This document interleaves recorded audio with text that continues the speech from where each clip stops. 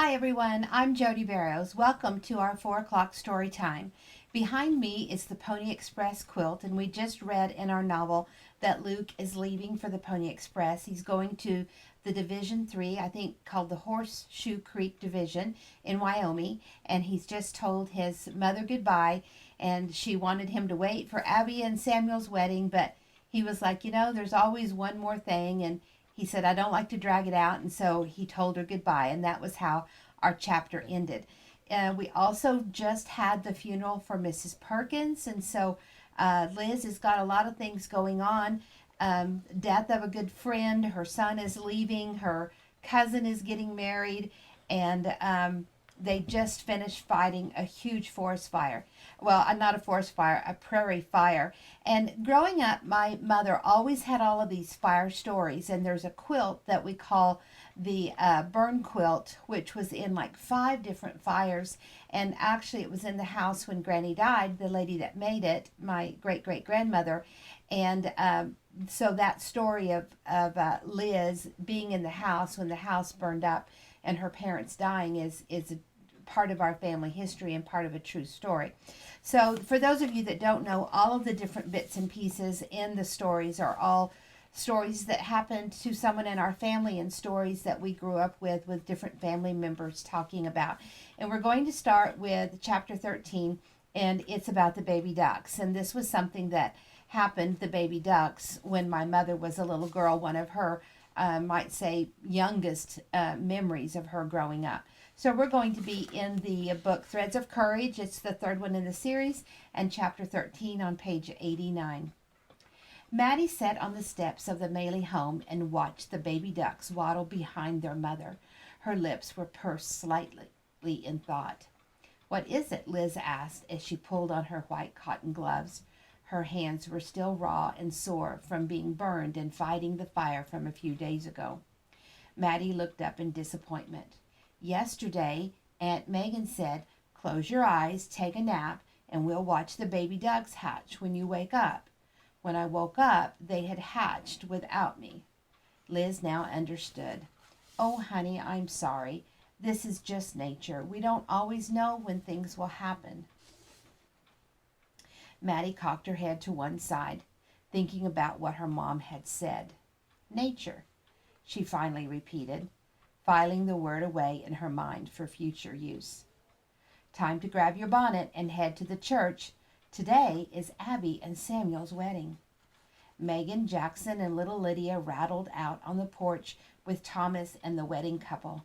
Jackets and string ties on white, freshly pressed shirts were the attire for the men. All of the women and children were dressed in their Sunday clothes, except for Abby. She carried her wedding dress wrapped in a sheet so as not to soil it or let her groom see it.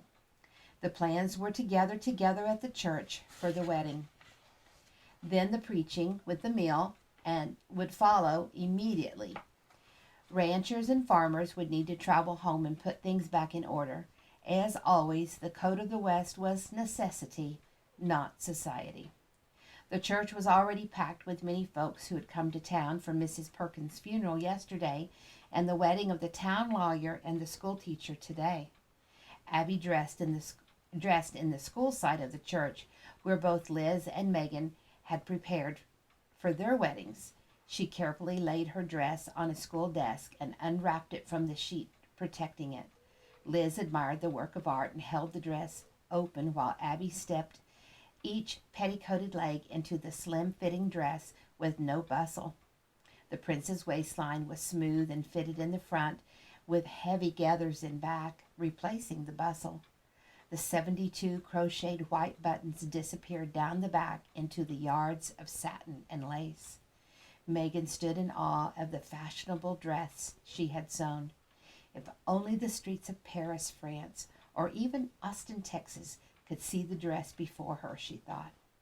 It's stunning, Liz exclaimed. You look absolutely stunning, Abby. Abby was tall and slender. Her dark curls tumbled over one creamy shoulder, and her hair swept up on one side. Small curls caressed her face, where a pearl hair comb pulled her locks up and away. Emma stared at her sister. Abby, your hair with Megan's gown is exquisite. The pearl hair comb Samuel gave you is just perfect. Abby felt beautiful and loved. She gathered her sister and cousins close in a tender hug. I love you girls so very much, she whispered. I never dreamed that life could be this good when I left Mississippi and came west with you. Liz hugged her cousin a little tighter. God is good. She smiled. My dress wasn't nearly as hard to get into as we had thought with all the buttons in the bag, Abby said, as she released her loved ones and stepped back. We better get seated, Megan said quickly. Anna, seeing the women were ready for the wedding to start, signaled Zeke to begin playing the fiddle. She joined her voice with perfection to the notes and sang as Abby entered the church building. The church was quiet as a real wedding unfolded before them. Abby's wedding was a fairy tale dream for most of the onlookers, as couples generally stood before a judge in common everyday attire. Some had family attend with a meal afterward, but never anything like this. A beautiful dark-haired maiden wearing a handmade gown of imported satin and lace was marrying the country's prince in the middle of the western frontier. Certainly, events like this had to be where fairy tales and fables were made. Daisy, a 4-year student of Abby's and the oldest of Katie Longmont's children, had handpicked fresh spring bluebonnets. She had wrapped them in some of the leftover lace from the wedding gown. Before Abby started her walk down the aisle to marry her Samuel, Daisy had handed the vibrant blue bouquet to her teacher. When Megan saw what she had planned, she knew Daisy's idea was a splendid one and congratulated the youth on her thoughtfulness. Abby's wedding dress was certainly something that belonged in big churches back east and in the highest society circles or the prestigious southern plantation balls. Here on the edge of civilization and Indian territory, Abby's gown was the most beautiful garment anyone had ever laid eyes upon. The church was hushed as Anna sang, and Abby walked the short aisle to the front. Samuel couldn't take his eyes off of his bride. He realized he needed to start breathing when Pastor Parker smiled and started to bless their union. Samuel had heard nothing as his friend spoke of marriage and read scripture from Genesis. Before he knew it, the ceremony was over, and he was listening to some of Abby's students who were serious as they read poems for their teacher and her groom. Abby blinked, and she realized she was now Mrs. Samuel Abigail Smith. Cheers and clapping erupted from the crowd sitting and standing in the church. She looked at her groom, who was handsome and confident. She could see the love in his eyes as he leaned closer and gently placed a kiss on her lips, completing the beautiful wedding ceremony. They sat together on the front church bench and listened to the quick sermon. Abby couldn't concentrate on the preaching. She kept looking at her hand in Samuel's. I'm now a married woman. In the style to which Fort Worth was accustomed, delicious dishes of all types were placed on the groaning boards, which served as tables. To serve the food family style, Thomas, Liz's husband, was asked to pray for the celebration meal. After the prayer, a hearty amen was heard, and the guests lined up in rows on each side of the board tables to fill their plates. Most of the men gathered together to talk about spring crops, ranching, and the devastation from the prairie fire. Several made plans to help the Grahams with raising a cabin and some outbuildings. Jackson came up to the group of men, and the conversation turned.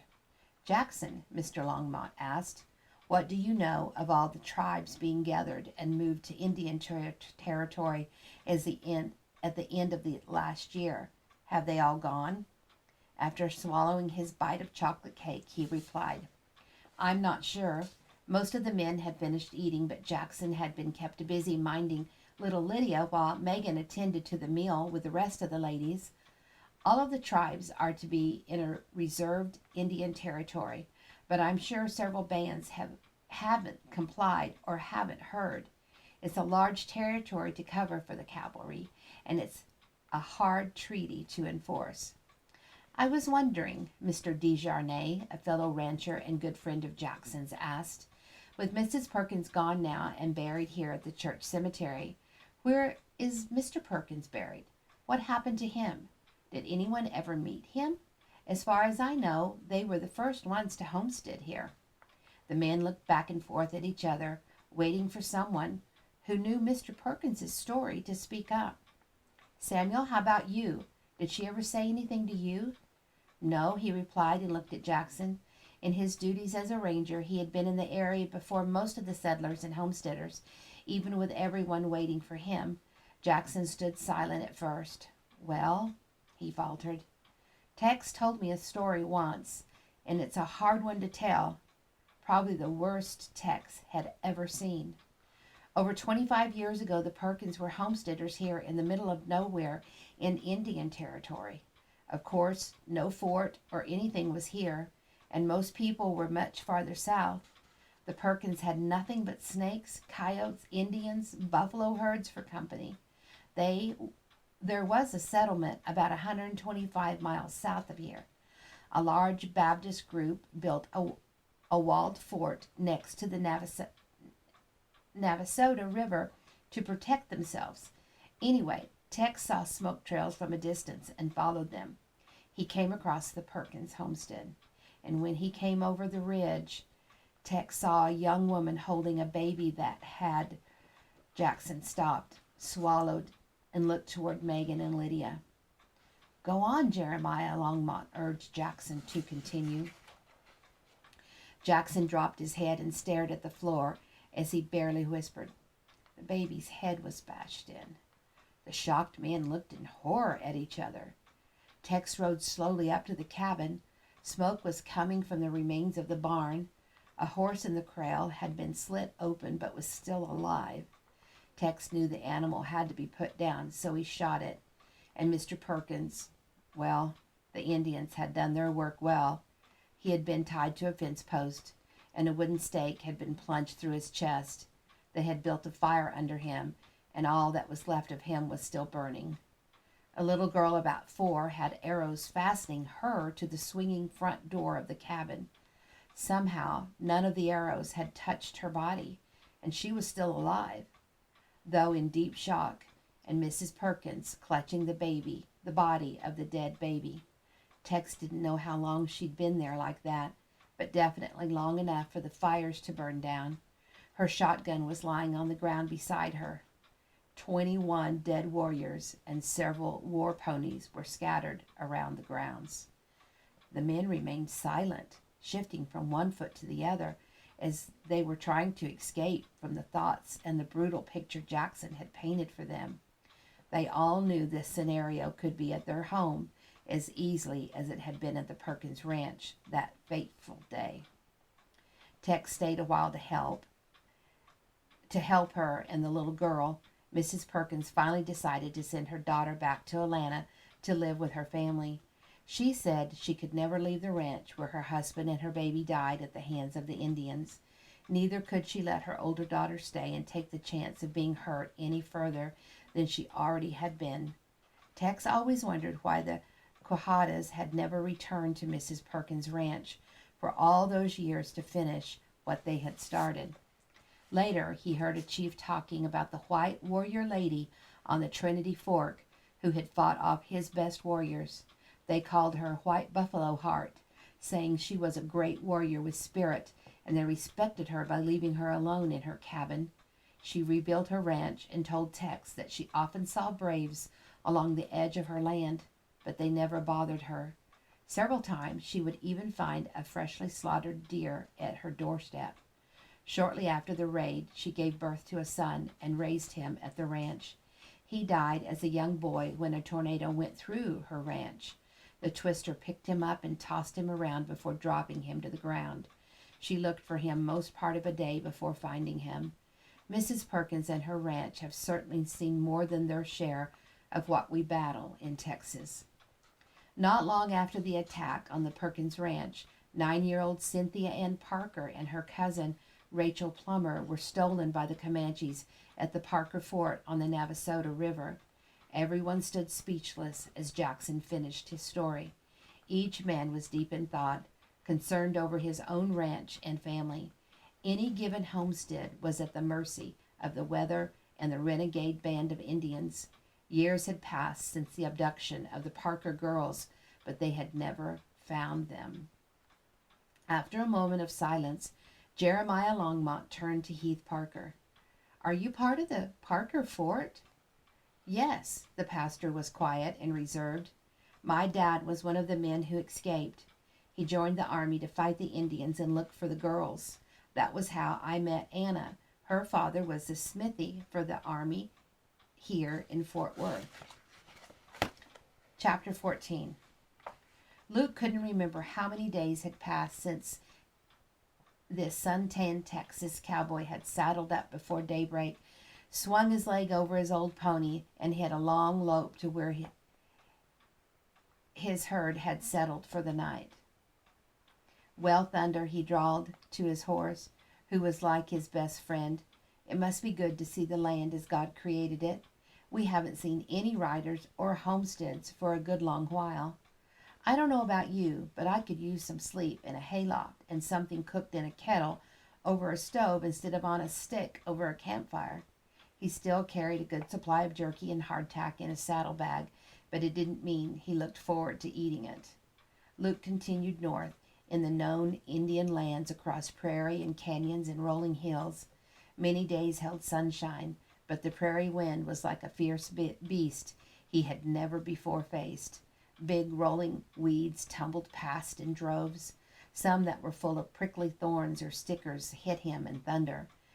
The ones he burned at night put off a good heat, but they were gone in a matter of moments. He had only been on the trail a few days when he met a small wagon train comprised of 12 wagons that almost entirely belonged to the same family.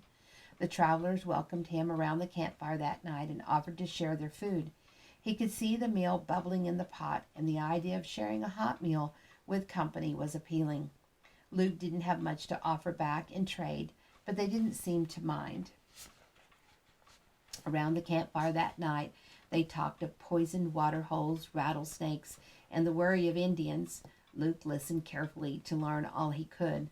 "So I should look for a pile of animal skulls or a P carved in a nearby tree, or even the word spelled out in rocks."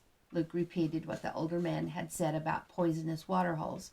"Are there a lot of bad watering holes?" he asked. "I think mostly as we head on west to California and through the desert. If there's a running creek or river, it should be fine," the trail guide offered. He took a closer look at Luke's spurs. "What's that on your spurs?" He reached around the campfire and spun the silver star spur on the boot Luke had propped up on a barrel. "I work at the Rolling M Ranch close to Fort Worth, Texas. That emblem on the spur is the Rolling M cattle brand." Luke glanced at his spur and dropped his foot to the ground. He wasn't sure he liked this guy as well as the old one. That guide had a look in his eye that bothered him. As the sun began to set at dusk, a young boy about 11 finished his chores and joined the men and Luke around the campfire. He listened to the men talk, but spoke up when the conversation hit a quiet spot. "So 'cause of wagon trains like ours going west to California, they want a path cleared for mail and supplies of a sort?" He had overheard Luke talking about his mission and wanted to know something more about what he had heard. "Yes," Luke smiled at the boy. "In the last 10 years, about 300,000 have traveled the 2,000 miles across the country. Most have gone the southern route that John Butterfield forged with his stage line. He has a suitable mail route using 4-horse coaches, old frontiersmen and the likes, but most of his mail takes at least 25 days or longer to reach its destination. The men in Congress think it is best because a northern, slightly shorter route is too risky much of the year due to the weather and the Rocky Mountains. Of course, the mail can take months going by ship around the Horn. Lots of cash, too." He paused for a moment and then continued. "The other two trails, the Oregon Trail and the Mormon Trail, take almost the same route as the Pony Express Trail. However, they head north when the Pony Trail swings down to Sacramento, California." The old man chuckled. He had a good laugh, making Luke think of his grandfather Lucas. Then the old man started to share his thoughts. The newspaper said if hell was in the West, Americans would cross heaven to get there. I guess they were right. I sold our farm, lock, stock, and barrel, in Indiana, got enough money to come west, but we had to travel on our own because the wagon train cost $1,200 to join. We then had to put out another 110 for a new overland wagon. He glanced at the wagon beside him, patted the strongly built schooner, and added, "The pair of oxen was $60, and I bought this here guidebook."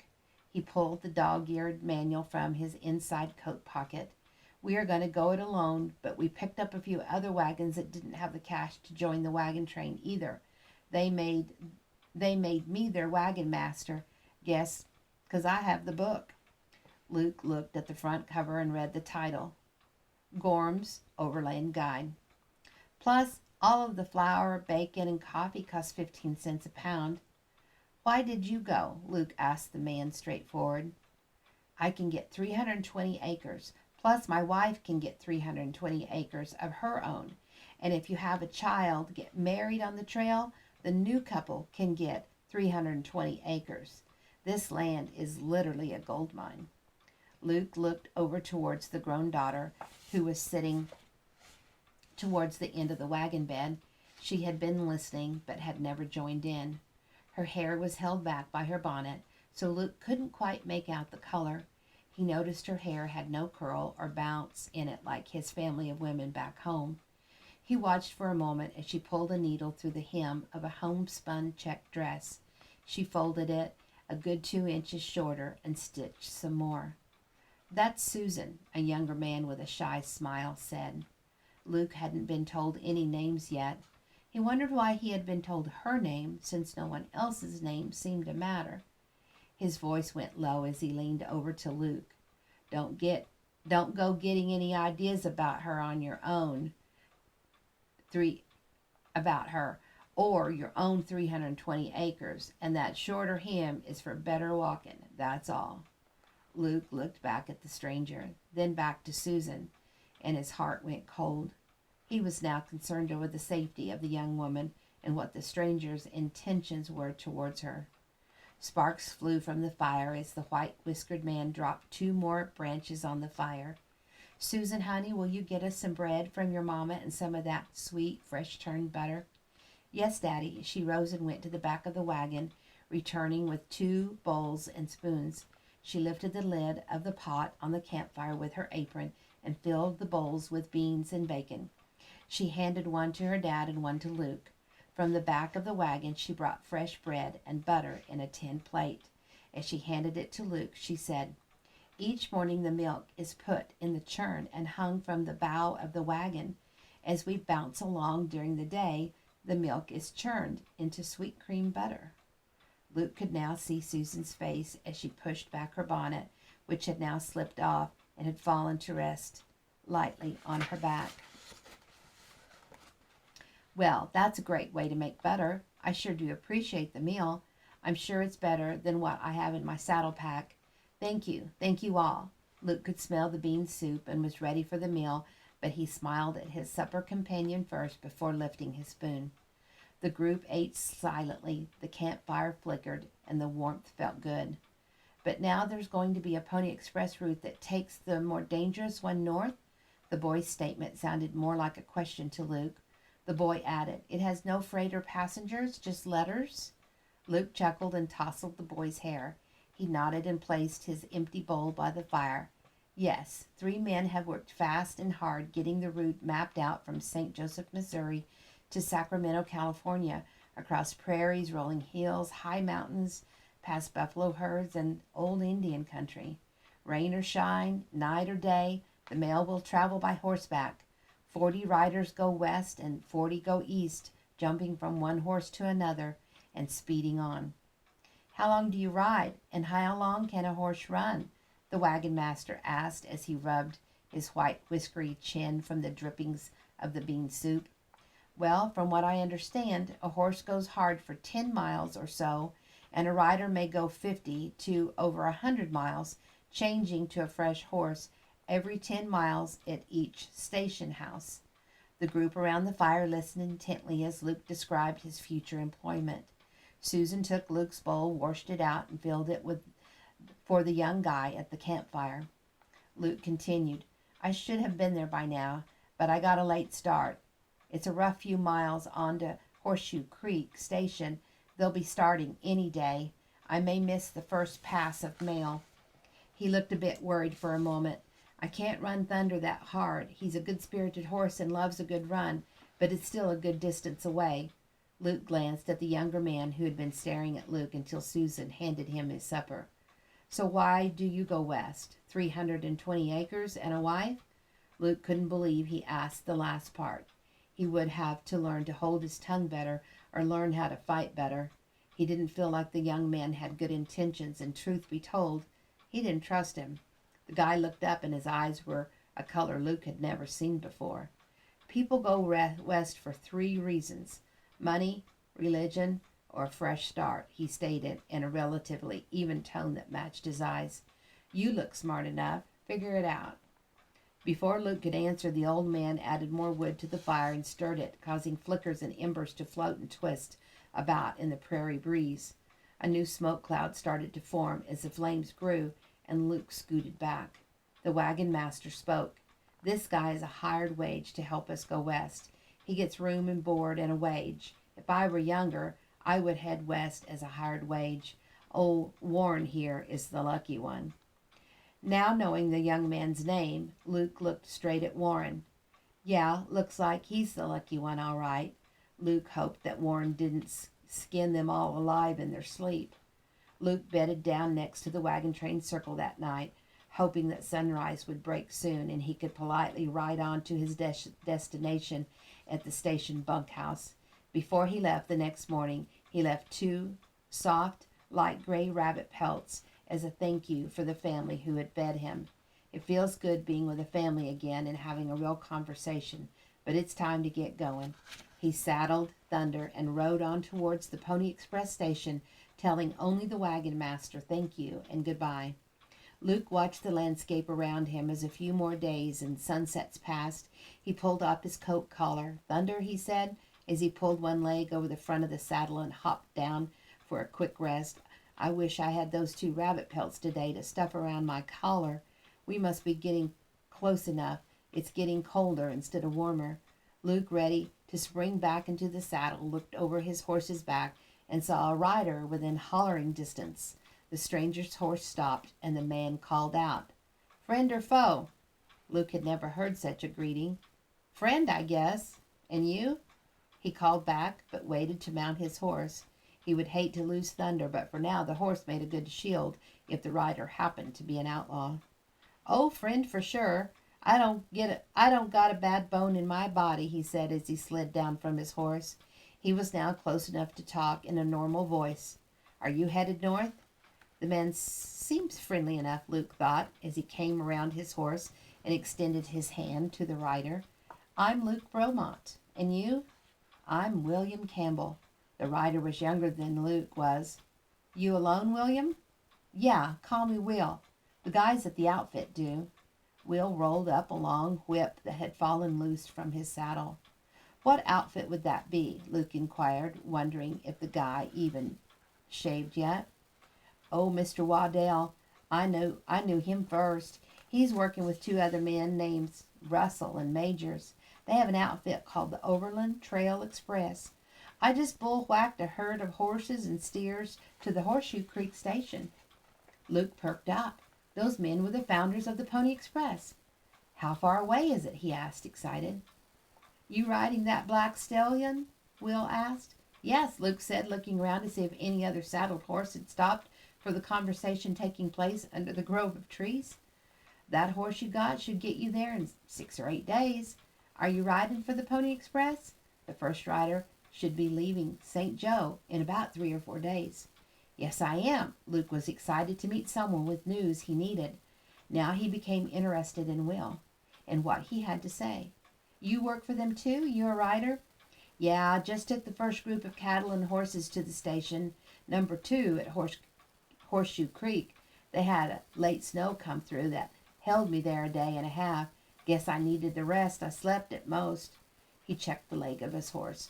Old Ragged Jim here has been with me through thick and thin. You can cut those horses and herd cattle as best as any man with a whip.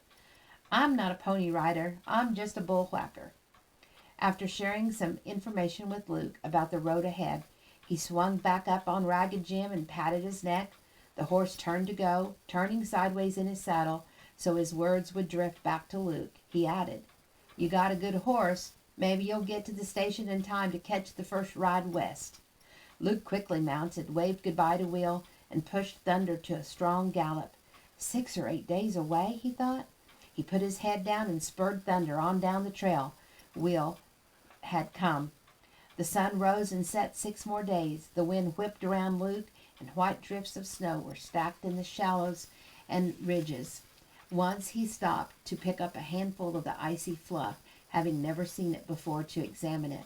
A gust of wind like a ghost calling came from nowhere, chilling him, brushing the snow from his hand and circling into nothingness. Another ridge of the rolling prairie was before him. I can't imagine traveling through any more of this. He was riding every day, trying to get there, and even began wondering if he had lost the trail somewhere. Almost at the top of the ridge, he heard a horn blast, and then another.